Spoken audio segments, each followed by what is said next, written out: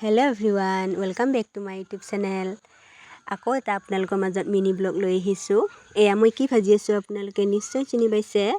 এয়া মই গাহৰি মাংস ভাজি আছোঁ। আপোনালোকে চাওক মই কেনেকৈ গাহৰি মাংস বনাওঁ। এতিয়া মই এয়া পিঁয়াজ অকণমান দি মানে মাংসখিনি ভাজি আছোঁ। আপোনালোকে ভিডিঅ'টো লাষ্টলৈকে চাই থাকক। এতিয়া মই আলু পিঁয়াজ দি অকণমান সময়ৰ কাৰণে ভাজি দিম।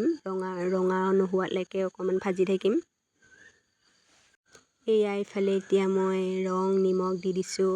কিমান তেল ওলাইছে দেখিছেনে আপোনালোকে।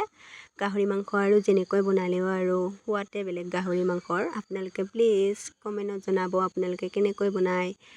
মই কেনেকৈ বনাই আপোনালোকক তাকে দেখুৱাইছোঁ। একো বাৰু ৰেচিপি নহয় বাৰু, হ'লেও আৰু মই কেনেকৈ বনাওঁ তাকে দেখুৱাইছোঁ আপোনালোকৰ মাজত।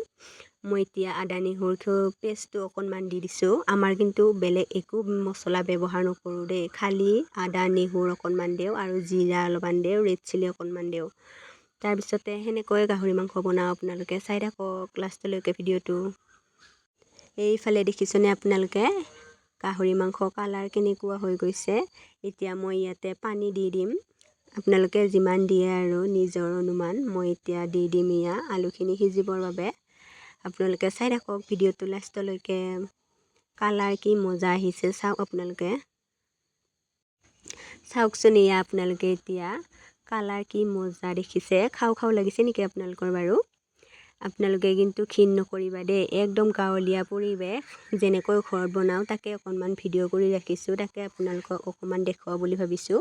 এয়া চাওকচোন ইফালে গাহৰি মাংস কালাৰ কি মজা আহিছে। আপোনালোকে খাওঁ খাওঁ লাগিছে নেকি প্লিজ কমেণ্ট। এইফালে চাওকচোন এতিয়া মোৰ ভাতৰ থালি ৰেডি হৈ গ'ল। আপোনালোকে কিন্তু ঘিণ নকৰিবা দেই, একদম গাঁৱলীয়া পৰিৱেশ। আপোনালোকে যদি ভিডিঅ'টো ভাল পালে like share comment and subscribe কৰি দিবা। আজিলৈ আহিলোঁ, বাই।